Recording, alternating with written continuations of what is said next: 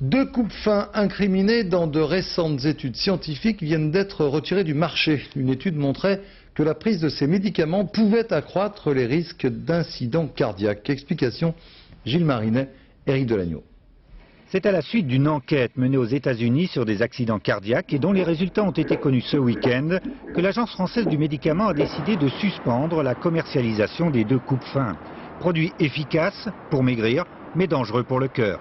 Aux États-Unis, la Food and Drug Administration a reçu un certain nombre de cas d'atteinte des valves cardiaques, parfois sévères, chez des patients qui étaient traités sur une plus ou moins longue période.